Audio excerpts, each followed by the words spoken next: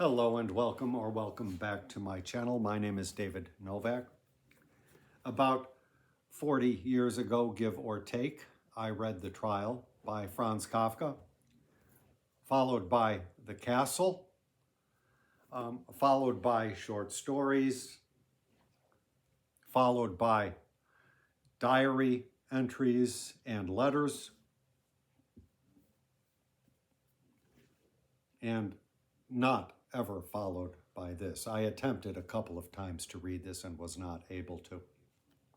I finished this book last week and would like to talk briefly about it. I will be talking about it and about the trial in such a way that there will be spoilers, meaning I am going to reveal plot details which, if you have not read either of those books, may make you want to skip this video. I am going to also put my own impressions on the narrative, which you might well prefer not to have in your head when you undertake the novel yourself. So, Kafka, this novel has a reputation for being the most hilarious of Kafka's novels. I really did not find it so. There are scenes, I guess, that are kind of funny. To me, it felt the most naturalistic of his work. Going back to my memories of what I read 40 years ago, I have not delved into Kafka in the interim very much, except for a few occasional short stories. The book has, let's see how many chapters it has here. Okay, so it's got a total of 7 chapters and then an 8th chapter, which is very different.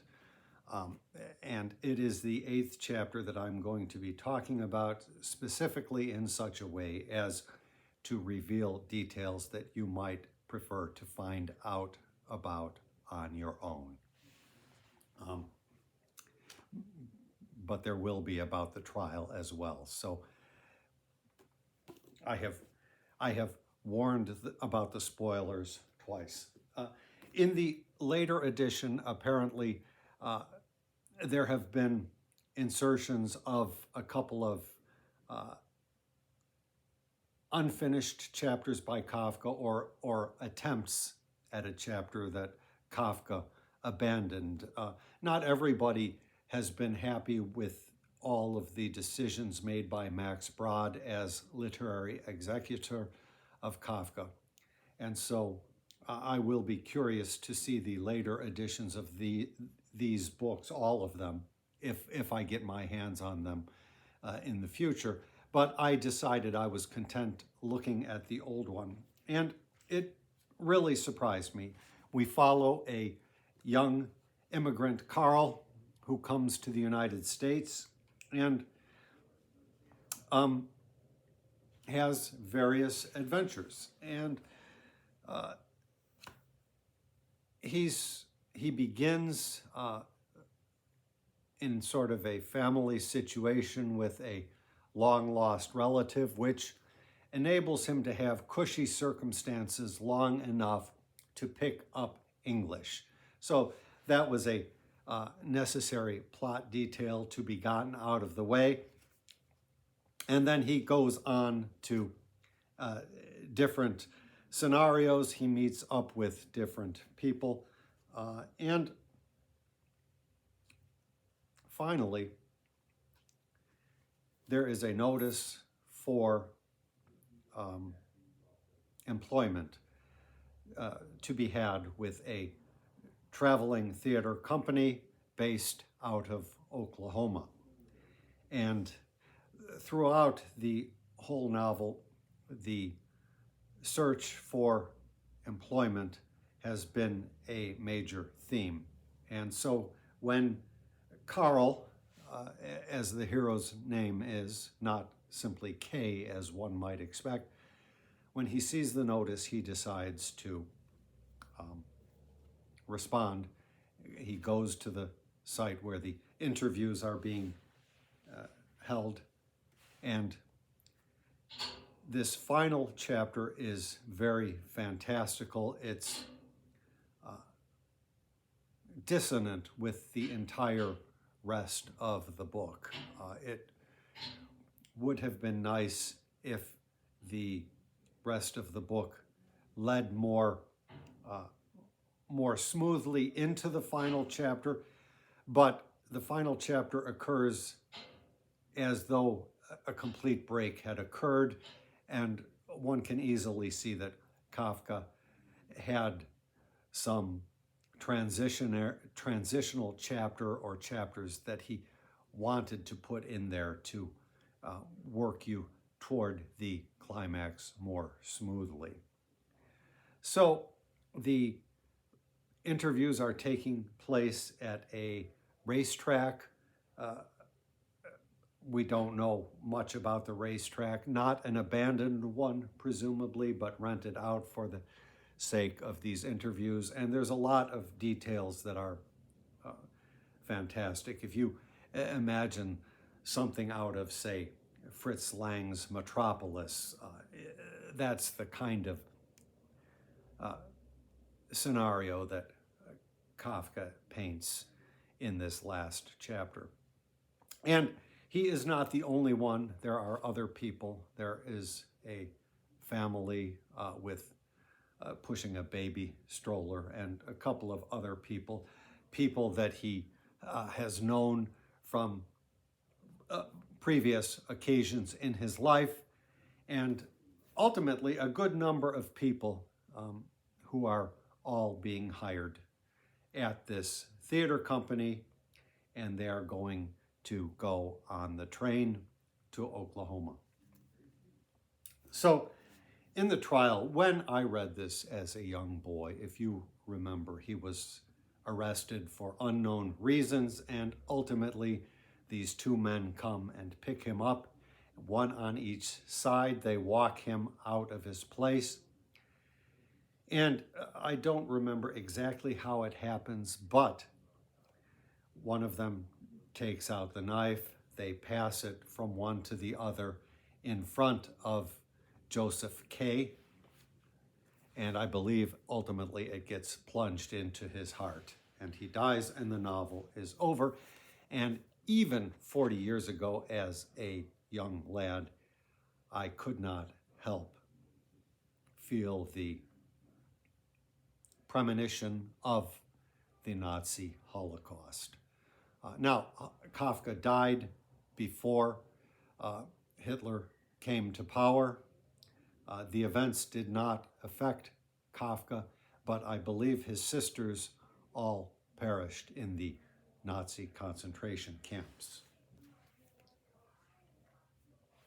So this story, which purports to be a trip to Amerika, in many respects, he captures details of America, or predicts details of America, very well. The omnipresence of automobiles, the endless lines of traffic that don't seem to break, they strike me as very prescient, very realistic, very true to the lives that we know. And in many other ways, his portrayal of Manhattan seems very much like the Manhattan that we know. I believe the novel had the reputation for being fanciful and exaggerated, but I believe that really only pertains to the last chapter.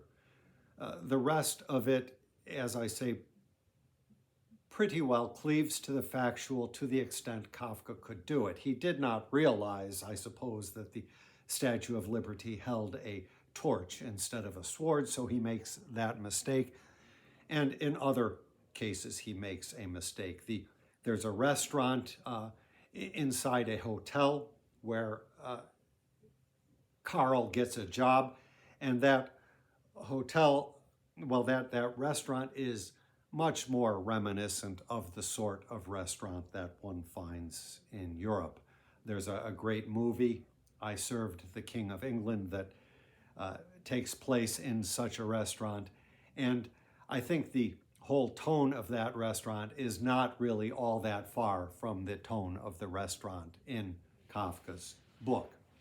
So those first 7 chapters seem very realistic, albeit presenting an America that is not exactly the America that we have known from the motion pictures and whatnot of the era. So then the final chapter, and it completely floored me. At the end of the final chapter, I realized, oh, he did it again. Another prognostication in a way, although whereas it is a reasonable inference to make from this one, the 2 men escorting Joseph K., passing the knife from one to the other in front of his face. This one was a little bit different, and it is much more, I am acutely aware of me imposing my ideas onto the book. However, I think that my imposition on the book colors the book for me in a way that I cannot separate out anymore. I probably will not reread the book, but this impression will linger with me. And that is, you have this incredible mass of people, all excited for the prospect of new jobs far off in Oklahoma, a place of mystery, and the whole feeling of the situation is exactly like that of the Jews in their various ghettos and whatnot, with their promises of jobs or what have you in these distant locations, all waiting in anticipation as the trains are awaited. In Kafka's story, they each have a ticket, but there is no question that any of them will not find a place in Oklahoma. Kafka, of course, would have had no idea what the future had in store, the future horrors barreling down upon Jewish people in Europe.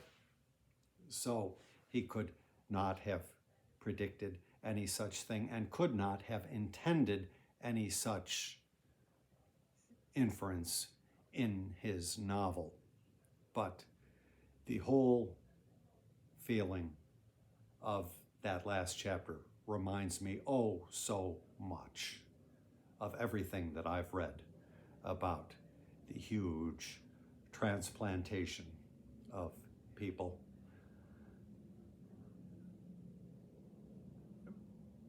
prior to their being shipped to the death camps. So it was a completely unexpected reaction to me to have to this book. The book was a very enjoyable read. In a way, I wish that that last chapter had not been there. I wish that he had figured out a way to resolve his much more conventional novel in a much more conventional way than he did. The novel is lovely. It's well worth reading. And if you have read the book, I would be very curious to hear your opinions. As I say, I don't for a minute believe that Kafka intended this. I don't believe he foresaw but the resonances and the echoes for me were just too strong to ignore. Thank you very much for stopping by my channel.